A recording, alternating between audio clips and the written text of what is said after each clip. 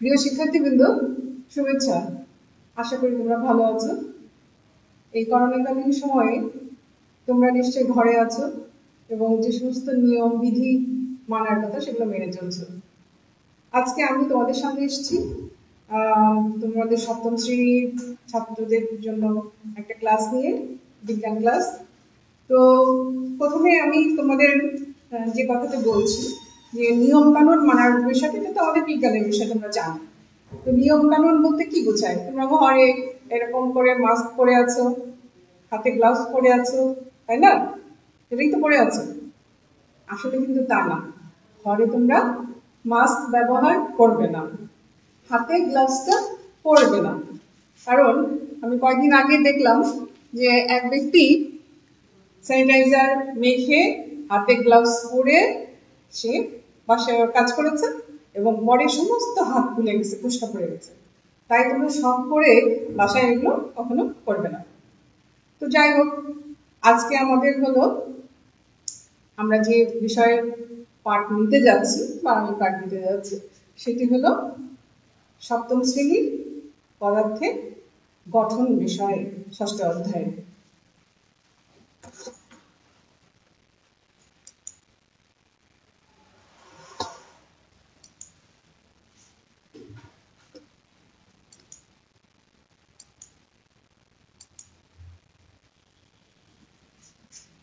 এখন আমি তোমাদের কিছু জিনিস দেখাচ্ছি। এটি একটি কি বলতো, লোহার রড। এটি একটি তামার তার। এটি এক টুকরা চক। এটি এক গ্লাস পানি, এক গ্লাস পানি। এই সব কয়টি তোমাদের চেনা। এখন এই সবগুলো কি বলতো? এই সবগুলি হলো পদার্থ। পদার্থ হলে কি হয়? এগুলো কিন্তু ভিন্ন ভিন্ন জিনিস, এটা তোমরা জানো।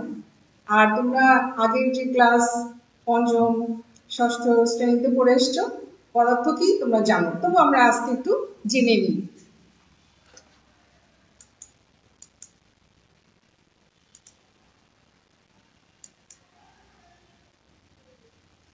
আজকে আমরা জানবো পদার্থ কি, পদার্থ কেমন এবং পদার্থের ভিন্নতার কারণগুলো কি। তো প্রথমে পদার্থ কি?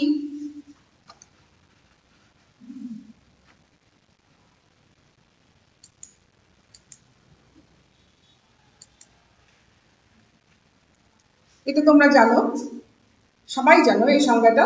পদার্থ হলো যার ভর বা ওজন আছে, স্থান দখল করে এবং বল প্রয়োগ করলে বাধা দান করে, তাকে আমরা পদার্থ বলি। এবার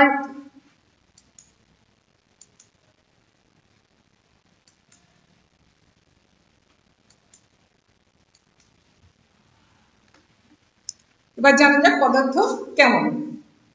পদার্থ কেমন একটু আগে আমরা কিন্তু দেখে নিয়েছি যে তামার তার দেখলাম, তারপরে লোহার রড দেখলাম, চক দেখলাম, আর দেখলাম হলো এক গ্লাস পানি। তো এমনিতেই বোঝা যাচ্ছে যে পদার্থ নানান ধরনের হতে পারে। এবার যদি অবস্থা ভেদ হয়, অবস্থা ভেদে পদার্থ কেমন হতে পারে?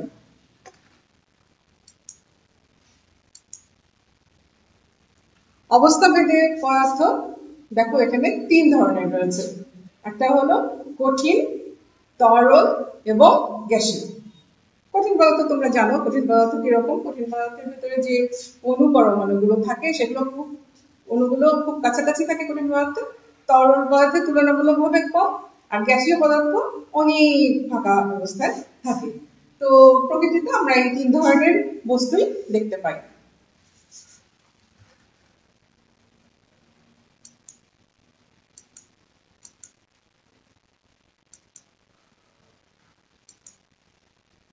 এখন আমি কিছু কথা বলছি, যেমন ধরো এই চকটা, এটাকে যদি আমরা গুঁড়ো করি তাহলে এটা ছোট ক্ষুদ্র হতে হতে হতে হতে এমন অবস্থা হবে যে হাতের সাথে লেগে থাকবে, তাই না? এই অবস্থায় একসময় যদি মুছেও ফেলি তাও এই চকের একটা কিছু অণু আমার হাতে লেগে থাকবে এবং আমরা সেটা চোখেও দেখতে পাবো না। তার মানে আমরা আগে থেকে আমরা দেখো বলছি অণু পরমাণু এই বিষয়গুলো আমরা এখন সব জানি বলেই আমরা কিন্তু এগুলো বলতে পারছি। কিন্তু যখন এই অণু পরমাণুর বিষয়গুলো জানতো না, নামকরণ করা হয়নি, তখন মানুষ এই পদার্থের ব্যাখ্যা দিতে অনেক কষ্ট পেতে হয়েছে তাদের। বিভিন্ন গবেষক এবং বিজ্ঞানী দার্শনিক এই বিষয়টা নিয়ে অনেক মাথা ঘামিয়েছেন। এবং তোমরা ডেমোক্রিটাসের নাম শুনেছো। ডেমোক্রিটাস কিন্তু উনি পরমাণুবাদ এই বিষয়টি মানে পরমাণু সম্পর্কে ধারণা দেন। ডেমোক্রিটাস খ্রিস্টপূর্ব 400 অব্দে উনি বলেছিলেন যে সকল পদার্থই ক্ষুদ্র ক্ষুদ্র অবিভাজ্য, মানে যে সমস্ত পদার্থকে ভাগ করা যায় না আর ভাঙা যায় না, এই অবিভাজ্য কণিকার সমষ্টি। তিনি এই ক্ষুদ্রতম কণার নাম দেন অ্যাটম বা পরমাণু। এটা একটা গ্রিক শব্দ যেটা অ্যাটমস থেকে এসেছে, তার মানে যাকে আর ভাঙা যায় না। উনি কিন্তু যে কথাটা বলেছেন এটা সত্যি, পদার্থকে ভাঙলে যে কণাটা সর্বশেষ যে ক্ষুদ্রতম কণা পাওয়া যায় সেটা হলো অ্যাটম। কিন্তু এরপরও কথা আছে, তোমরা একটু বড় ক্লাসে গেলে এটা তোমরা জানতে পারবে। যাই হোক, ওই সময়ে তার সমসাময়িক কিছু বিজ্ঞানী, গবেষক, দার্শনিক তারা অনেকেই দ্বিমত পোষণ করেছেন।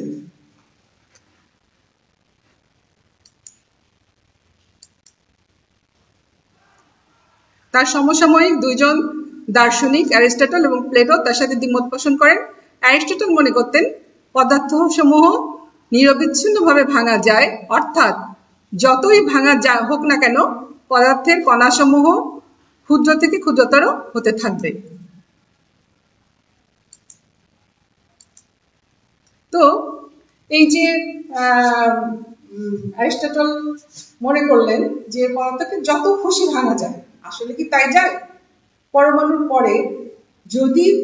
পরে আরো ভাঙা যায় ঠিকই, যদি ভাঙা যায় তাহলে কিন্তু সেই পদার্থের আর কোনো গুণাবলী বা ধর্ম বিদ্যমান থাকে না। তো আসলে ব্যাপারটা কি জানো তো, তখন তো আমরা অণু বা পরমাণু জানতাম না অণু বা পরমাণু সম্পর্কে। এই জন্য বিভিন্ন বিজ্ঞানী এবং দার্শনিক বিভিন্ন মতবাদ দিয়েছেন এবং সেটাই কিন্তু পরবর্তীতে আমাদের সঠিক জায়গায় পৌঁছাতে সাহায্য করেছে।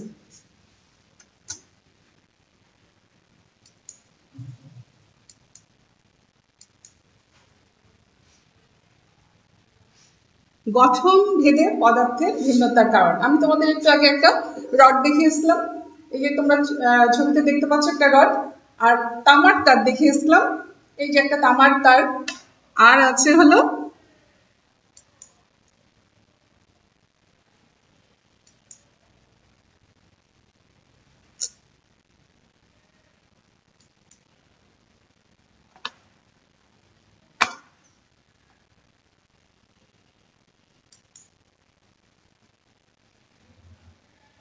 এটা হলো অক্সিজেন পরমাণু, এটা হলো হাইড্রোজেন পরমাণু। এখানে আমি 4 ধরনের পদার্থ দেখিয়েছি। এই লোহার রডটাকে যদি আমরা ভাঙি, চকচক গুঁড়ো করলাম সহজে, এটা তো সহজে গুঁড়ো করা যাবে না, তো যদি ভাঙতে এক পর্যায়ে দেখা যাবে যে এটা একটা ক্ষুদ্রতম কণিকায় পরিণত হয়েছে এবং এর ভেতরে যে গুণাবলীটা বিদ্যমান সেটা হলো ওই লোহারই যে ধর্ম সেটা প্রকাশ করবে। এই তামার তারটাকে যদি আমরা ভাঙতে ক্ষুদ্রতম জায়গায় নিয়ে যাই, তাহলে তামার তারের যে ধর্ম বা গুণাবলী সেটাই আমরা পাবো। আর অক্সিজেন, হাইড্রোজেন তো আমরা চোখে দেখতে পাই না, নির্বাসীয় পদার্থ তোমরা জানো।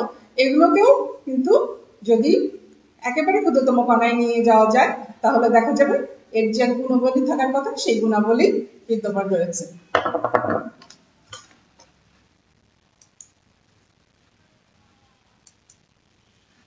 এখানে 1 গ্লাস পানি আমি তোমাদের দেখিয়েছি, সেরকম 1 গ্লাস পানি রয়েছে এবং এর সংকেতটা দেখছো H2O।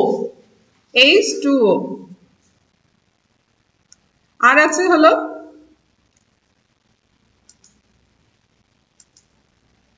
লবণ। আমরা যে লবণটা খাই সেই লবণের সংকেত হলো NaCl, মানে সোডিয়াম ক্লোরাইড। তো পানিতে আছে হলো অক্সিজেন এবং হাইড্রোজেন, তোমরা অনেকেই জানো, তারপরেও বলছি এখানে আছে হলো এক পরমাণু অক্সিজেনের সাথে দুই পরমাণু হাইড্রোজেন মিলে পানি তৈরি করে। আবার লবণে এক পরমাণু ক্লোরিনের সাথে এক পরমাণু সোডিয়াম যুক্ত হয়ে সোডিয়াম ক্লোরাইড বা খাবার লবণ তৈরি করে। এটা হলো একটা অণুর কথা বললাম। তোমরা দেখছো তো আমি অণু এবং পরমাণু বলছি। আগে যেটা বললাম লোহার রড, তামার তার, অক্সিজেন, হাইড্রোজেন, এগুলো ক্ষুদ্রতম কণার নাম বললাম পরমাণু। পানির বেলায় বললাম অণু, লবণের বেলায় বললাম অণু। ব্যাপারটা পরিষ্কার হবে আর একটু পরে বলছি।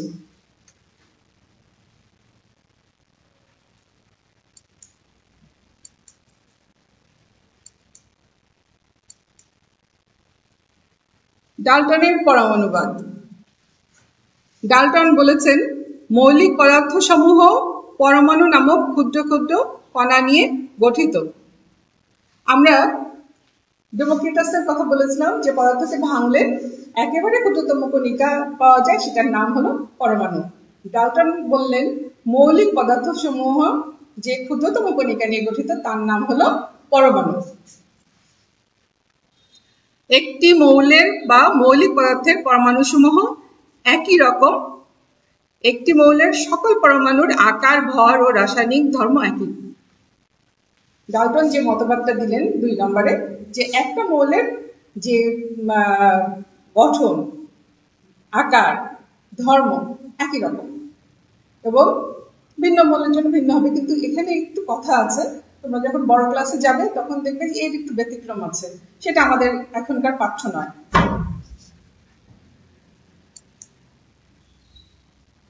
একটি মৌলের পরমাণু সমূহ অপর মৌলের পরমাণু সমূহ হতে ভিন্ন রকম, অর্থাৎ ভিন্ন ভিন্ন মৌলের আকার, ভর ও ধর্ম ভিন্ন ভিন্ন। বুঝতে পেরেছো তো? একটা মৌলের পরমাণুর যে গঠন, আকার, ধর্ম, ভর সেটা অন্য মৌল থেকে ভিন্ন হবে। তার মানে ধরো আমি যে একটু আগে বলেছি অক্সিজেন এবং হাইড্রোজেন, অক্সিজেনের মতো হাইড্রোজেন হবে না। অক্সিজেনের মতো হাইড্রোজেন না বলেই এটি অক্সিজেন এবং ওটি হাইড্রোজেন।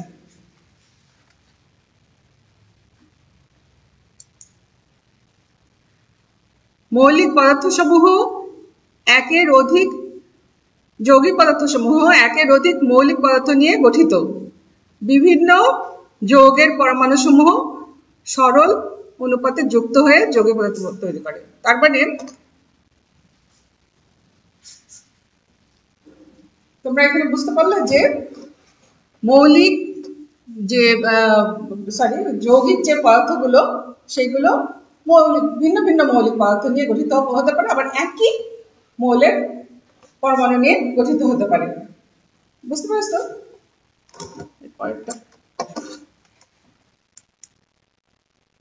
একটি রাসায়নিক বিক্রিয়ায় পরমাণু সমূহ সৃষ্টি বা ধ্বংস হয় না, শুধু একে অন্যের সাথে যুক্ত হয় বা একে অন্য থেকে আলাদা হয়।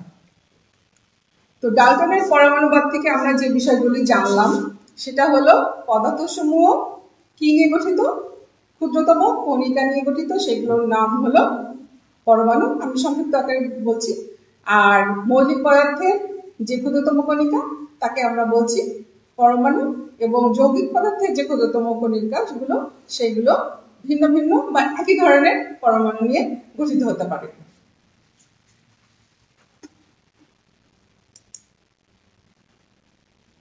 এবার এই ছবিটির দিকে দেখো, এখানে এটি হলো হাইড্রোজেন, এটি অক্সিজেন। হাইড্রোজেন এবং অক্সিজেন নিয়ে কি তৈরি হয়েছে? পানি। তো হাইড্রোজেনের এখানে দেওয়া আছে অণু, অক্সিজেনেরও অণু। তাহলে হাইড্রোজেন এবং অক্সিজেন মিলে, তোমরা সবাই জানো যে হাইড্রোজেন অক্সিজেন মিলে পানি তৈরি হয়। তো হাইড্রোজেন পরমাণুতে রয়েছে হলো অণুতে রয়েছে 2টি পরমাণু, অক্সিজেনের অণুতেও রয়েছে 2টি পরমাণু। মিলে যে অণুটি তৈরি হলো পানি, সেখানে রয়েছে হলো 2টি হাইড্রোজেন পরমাণু এবং 1টি অক্সিজেন পরমাণু।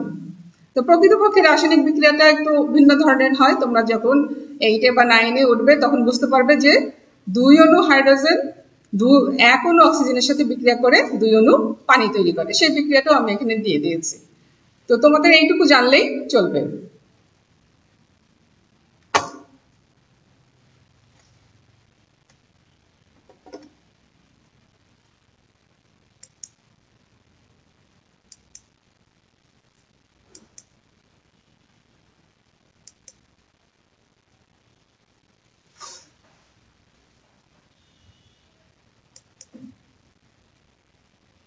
আমরা এবার জানব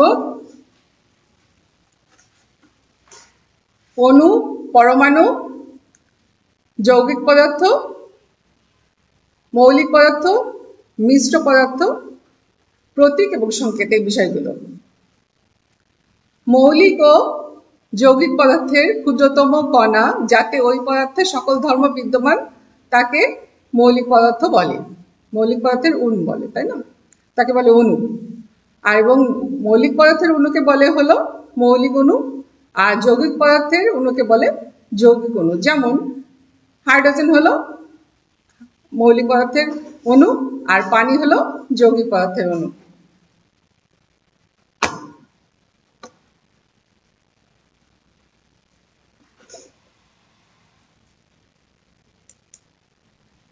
এবার দেখো, মৌলিক পদার্থের ক্ষুদ্রতম কণিকা যাতে ওই পদার্থের সকল ধর্ম বিদ্যমান তাকে পরমাণু বলে। অণুকে ভাঙলে পরমাণু পাওয়া যায়। যেমন পানিকে ভাঙলে পাওয়া যায় অক্সিজেন ও হাইড্রোজেন পরমাণু। অক্সিজেন অণু ভাঙলে পাওয়া যাবে শুধুমাত্র অক্সিজেন, অক্সিজেন পরমাণু।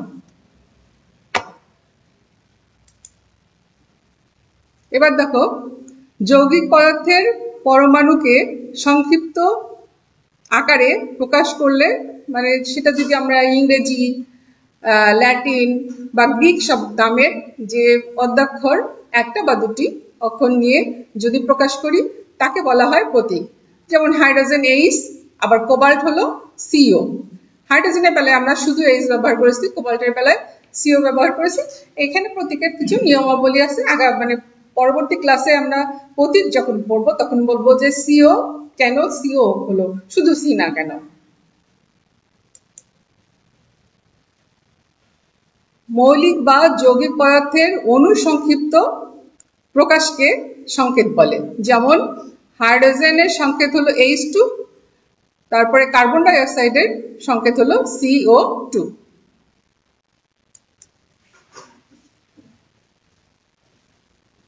যখন মৌলিক ও যৌগিক পদার্থ একই সাথে অবস্থান করে তখন তাকে আমরা বলি হলো মিশ্র পদার্থ। যেমন বাতাস।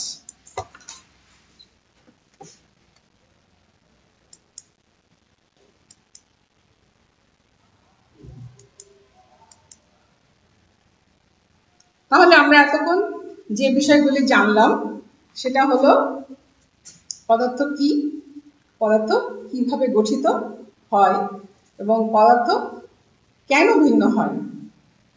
একটা কারণ আমরা জানলাম হলো পদার্থ তার অবস্থানের কারণে, অবস্থাগত কারণে ভিন্ন হয়। সেটা হলো কঠিন, তরল, বায়বীয় বা গ্যাসীয় পদার্থ। তো এইগুলোতে কি জন্য এরকম হয়? এখানে অণুগুলো অবস্থানগত কারণে। কঠিন পদার্থের অণুগুলো খুব কাছাকাছি থাকে, তরল পদার্থের হলো একটু দূরে এবং গ্যাসীয় পদার্থ অনেকটা দূরে, তাই অবস্থানগত কারণে ভিন্ন হতে পারে।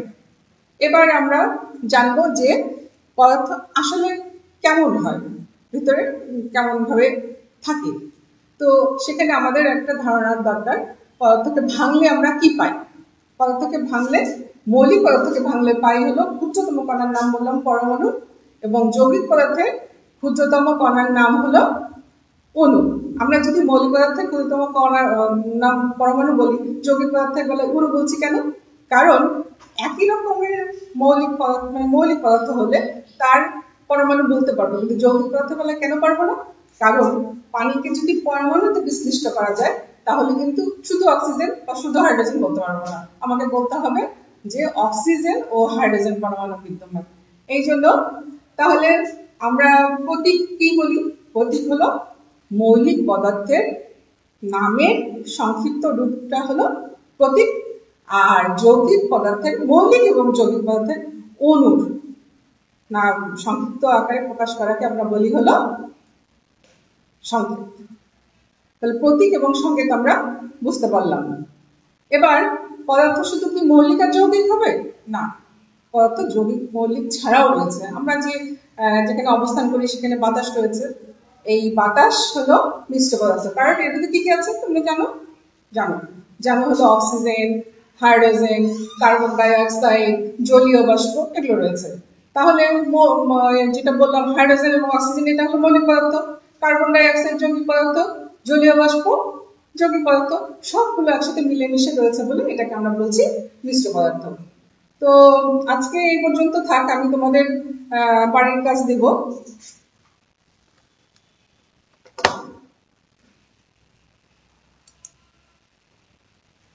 কাজটি করে মৌলিক, যৌগিক এবং মিশ্র পদার্থের নাম ও পরিচয় আমাকে জানাবে তোমরা। আগামী ক্লাসে আমি এটা জানবো।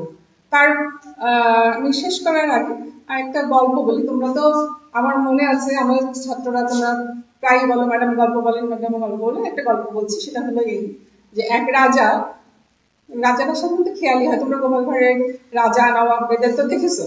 এক রাজা, সে ভীষণ খেয়ালি, নতুন নতুন জিনিস জানতে চায় এবং এর একটা দোষ ছিল। সে দোষ হলো যে মিথ্যা কথা বললে বা ভুল কথা বললে তার একটা করে দাড়ি খসে যায়।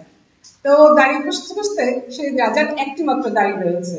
তো উনি খুব সচেতন ভাবে মন্ত্রীকে বললেন যে এই এখন থেকে তুমি আমাকে নতুন নতুন জিনিস এনে দেখাবে বা শোনাবে। কিন্তু মন্ত্রী তো একদম নাজেহাল অবস্থা। তো একদিন ওরকম বলেছে যে নতুন কি এনেছো দেখাও। মন্ত্রী বলছে যে হুজুর মাথা চুলকাচ্ছে। তখন রাজা বলেছে কি, অপদার্থ কোথাকার। বলার সঙ্গে সঙ্গে তার একটি মাত্র দাড়ি ছিল, সেটিও খসে গেল। কারণ কি বলতো? কারণ মানুষ কখনো অপদার্থ হয় না, মানুষ তো পদার্থ।